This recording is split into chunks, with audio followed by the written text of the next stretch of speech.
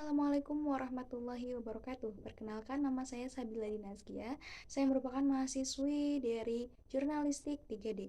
Di sini saya akan menjelaskan sedikit tentang pengertian dari 25 teori beserta contoh-contohnya dari mata kuliah Teori Komunikasi.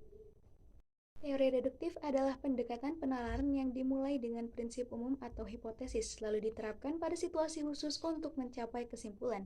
Ini melibatkan deduktif logis dari pernyataan umum menjadi pernyataan yang lebih spesifik. Contohnya adalah pernyataan umum, semua manusia adalah makhluk berpikir. Pernyataan khusus, John adalah manusia. Kesimpulannya, oleh karena itu, John adalah makhluk berpikir. Teori induktif berfokus pada pengamatan khusus yang digunakan untuk menciptakan generalisasi umum. Pendekatan ini tidak menjamin kebenaran kesimpulan, namun cenderung memberikan kemungkinan yang besar. Contohnya, pengamatan khusus. Setiap kali matahari terbit, hari menjadi terang. Generalisasi. Oleh karena itu, kita bisa menyimpulkan bahwa matahari menyebabkan kecerahan pada siang hari. Dalam deduktif, kita memulai dengan pernyataan umum dan mencapai kesimpulan yang khusus, sedangkan dalam induktif, kita memulai dengan pengamatan khusus dan mencapai generalisasi yang umum. Teori interaksi simbolik adalah teori yang menekankan pentingnya simbol, bahasa, dan interaksi sosial dalam pembentukan makna. Menurut teori ini, manusia memberikan makna pada objek dan situasi melalui proses interaksi simbolik. Contohnya, senyum bisa menjadi simbol kebahagiaan. Contoh sederhana bisa kita lihat atau bisa kita bayangkan, kita melihat seorang teman kita yang sedang bermain dengan handphonenya sambil tersenyum. Nah, dalam konteks ini, senyumnya menjadi simbol kebahagiaan atau kesenangan karena bermain dengan ponsel. Dengan demikian, teori interaksi simbolik menekankan bagaimana kita memberikan makna pada tindakan orang lain melalui interpretasi simbol-simbol dalam interaksi sosial. Teori penetrasi sosial atau social penetration menggambarkan bagaimana hubungan antar individu berkembang melalui proses pengungkapan diri. Pada dasarnya, semakin dalam tingkat pengungkapan diri, semakin kuat hubungan tersebut. Contohnya, ketika dua teman mulai berbagi informasi pribadi seperti hobi, nilai, atau pengalaman hidup, hubungan mereka cenderung menjadi lebih dekat. Nah, jadi semakin dalam kita memahami dan mengungkapkan diri kita, itu akan menjadi semakin kuat ikatan sosial kita yang terbentuk. Pengurangan ketidakpastian. Dalam komunikasi menyatakan bahwa manusia cenderung mencari informasi untuk mengurangi ketidakpastian dalam situasi sosial. Ini berarti bahwa ketika kita berinteraksi dengan orang lain atau dalam situasi baru, kita mencari informasi untuk membuat lingkaran tersebut dapat lebih dikenali dan diprediksi.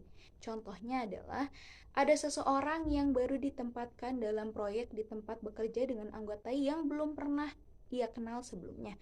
Untuk mengurangi ketidakpastian itu, dia mungkin mulai bertanya-tanya tentang latar belakang mereka, keterampilan, atau minat. Dengan mendapatkan informasi ini, dia dapat merasa lebih nyaman dan memahami lebih baik dinamika tim. Dengan demikian, teori pengurangan ketidakpastian menjelaskan kecenderungan manusia untuk mencari informasi guna mengurangi ketidakpastian dan meningkatkan kenyamanan dalam interaksi sosial. Teori manajemen privasi komunikasi ini berkaitan dengan cara individu mengelola dan melindungi informasi pribadi mereka dalam konteks komunikasi. Teori ini menyoroti usaha orang untuk menjaga batas-batas privasi mereka dan mengendalikan sejauh mana informasi pribadi dibagikan dengan orang lain. Contohnya adalah Anda memiliki teman yang suka bertanya tentang kehidupan pribadi Anda secara terbuka. Namun, ada beberapa hal yang ingin Anda pertahankan sebagai informasi pribadi. Dalam situasi ini, Anda mungkin memilih untuk berbicara secara lebih umum atau menetapkan batasan pada topik tertentu, menciptakan batas privasi dalam interaksi komunikatif. Dengan cara ini, Anda menerapkan teori manajemen privasi komunikasi dengan mengontrol sejauh mana informasi pribadi Anda dibagikan. Teori disonansi kognitif ini menyatakan bahwa kita cenderung merasa tidak nyaman ketika ada ketidakcocokan antara keyakinan, nilai, atau sikap kita. Untuk mengurangi ketidaknyamanan ini, kita cenderung melakukan perubahan dalam keyakinan atau tindakan kita. Contohnya adalah Anda menyadari bahwa merokok beresiko kesehatan, tetapi Anda terus merokok. Dalam situasi ini, ada disonansi kognitif antara pengetahuan bahwa merokok berbahaya dan tindakan nyata merokok. Untuk mengurangi disonansi ini, Anda mungkin mencari cara untuk meyakinkan diri bahwa risiko kesehatan tidak seburuk yang dikatakan atau mencari informasi yang mendukung tindakan merokok. Tujuannya adalah untuk mengurangi ketidakcocokan antara keyakinan dan tindakan, mengurangi disonansi kognitif. Teori dialektika relasional ini menyoroti adanya ketegangan atau konflik dalam hubungan interpersonal. Ini berpendapat bahwa dalam setiap hubungan terdapat kebutuhan untuk menyeimbangkan kebutuhan individu dan kebutuhan hubungan. Konsep ini menekankan bahwa hubungan bersifat dinamis dan melibatkan dinamika perubahan. Contohnya adalah Anda memiliki teman yang ingin selalu bersama Anda, tetapi ada saat-saatnya ketika Anda ingin memiliki waktu untuk diri sendiri. Dalam konteks ini terdapat dialektika antara keinginan untuk menjaga hubungan dekat dan keinginan untuk menjaga ruang pribadi.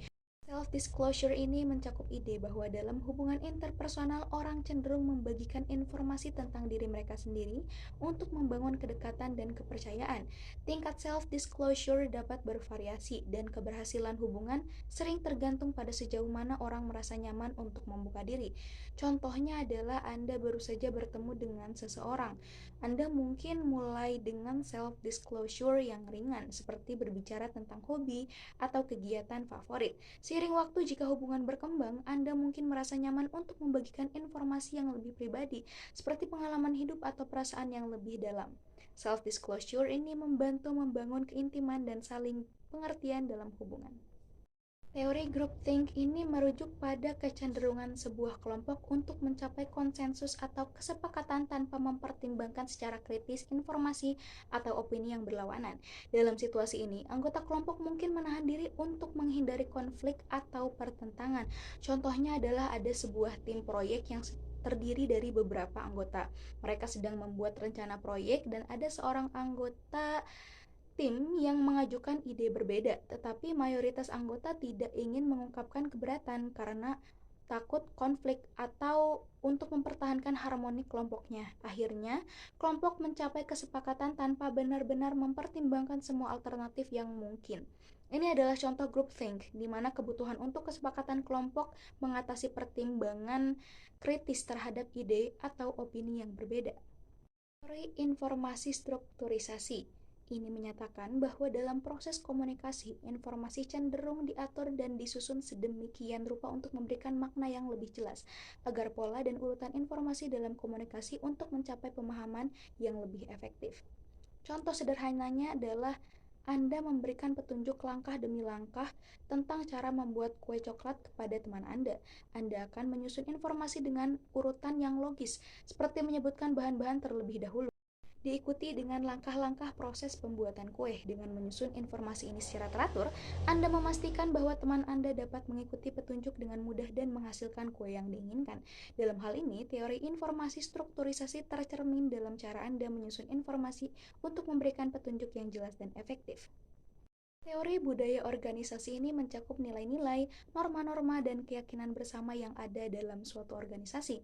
Ini menekankan bagaimana budaya organisasi yang memengaruhi perilaku karyawan dan pengambilan keputusan dalam suatu lingkungan kerja.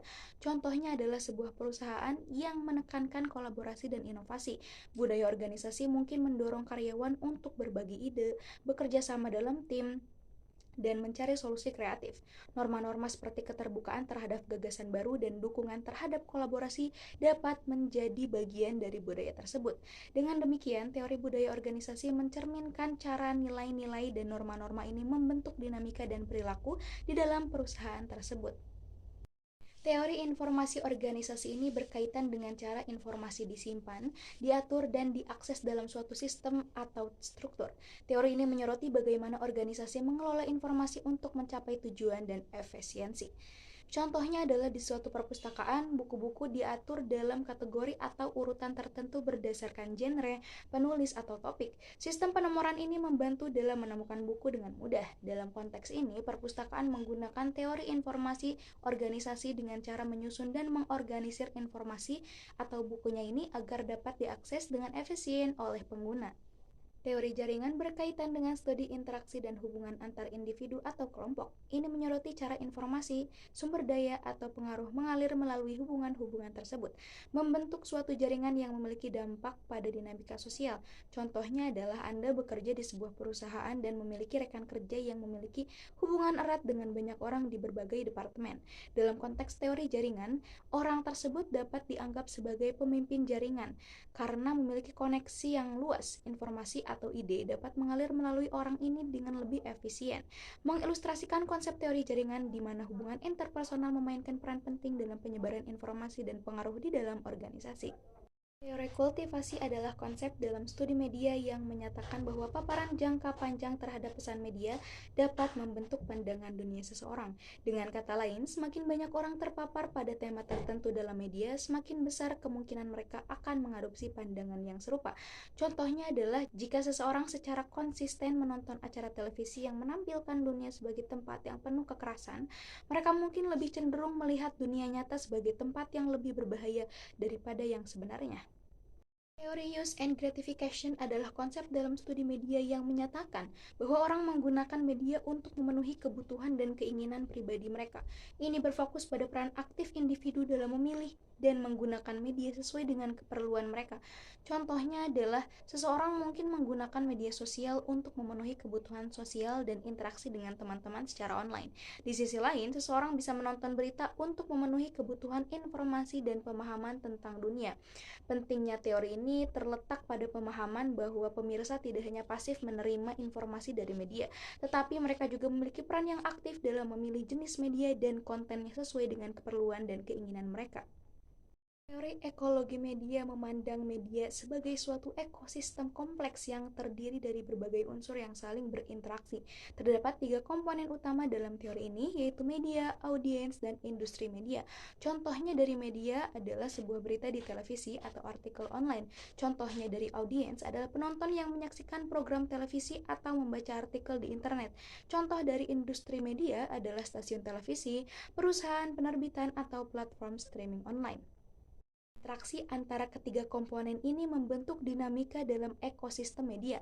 Misalnya, sebuah berita yang disajikan oleh media tersebut dapat mempengaruhi pandangan penonton dan pada gilirannya dapat mempengaruhi rating atau pendapatan iklan bagi stasiun televisi. Teori Spiral of Silence menggambarkan bagaimana individu cenderung menahan diri dari menyatakan pandangan yang dianggap tidak populer dalam masyarakat karena takut diisolasi. Contohnya adalah misalkan di suatu kelompok teman, mayoritas orang menyukai suatu film yang baru dirilis.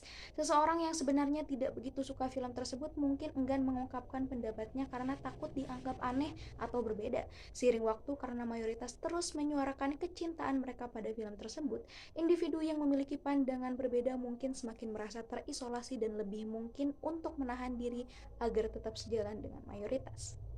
Teori agenda setting menyatakan bahwa media massa memiliki kemampuan untuk memilih topik berita yang akan diberitakan, serta memberikan perhatian lebih pada topik tertentu, sehingga memengaruhi perhatian publik terhadap isu-isu tersebut.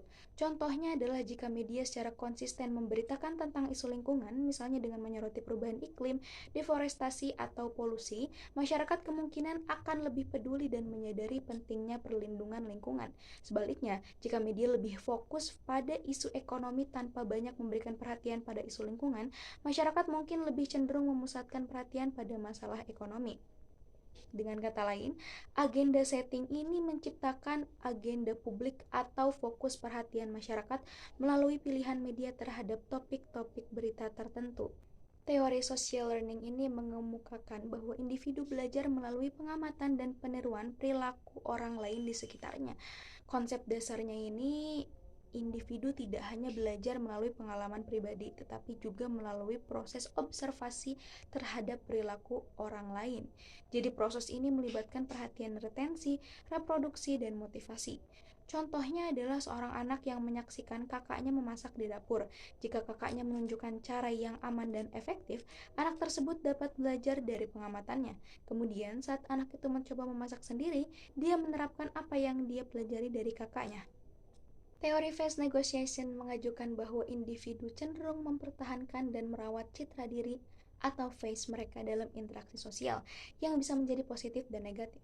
Orang cenderung menjaga face mereka dalam komunikasi, berusaha untuk mempertahankan harga diri dan citra positif di mata orang lain. Contohnya, misalkan ada dua teman yang memiliki perbedaan pendapat tentang suatu topik. Salah satu teman ingin menjaga hubungan yang baik dan menghindari konflik, sehingga dia memilih untuk merendahkan diri sendiri atau mengorbankan sebagian dari face positifnya dengan menyetujui pendapat temannya. Strategi ini dilakukan untuk menjaga face positif temannya dan mencegah konflik. Teori anxiety atau uncertainty management mengemukakan bahwa orang cenderung mengelola rasa cemas dan ketidakpastian dalam interaksi sosial dengan menggunakan strategi komunikasi tertentu. Contohnya, ada seseorang yang baru saja pindah ke kota baru dan tidak tahu banyak tentang lingkungan sekitar tersebut. Untuk mengatasi ketidakpastian itu, dia mungkin akan mencari informasi dari tetangga, bertanya tentang tempat-tempat umum, atau bahkan bergabung dalam kegiatan sosial untuk mendapatkan lebih banyak informasi dan membangun jaringan sosial. Dengan demikian, teori anxiety atau uncertainty management membantu menjelaskan bagaimana orang berkomunikasi untuk mengelola perasaan cemas dan ketidakpastian dalam berbagai situasi. Conversational Constraints Theory menyatakan bahwa dalam percakapan terdapat batasan-batasan tertentu yang memengaruhi cara kita berkomunikasi. Contoh penerapan teori ini muncul saat kita berkomunikasi dengan seseorang yang memiliki latar belakang budaya yang berbeda, di mana norma-norma sosialnya memengaruhi cara kita memilih kata atau topik pembicaraan.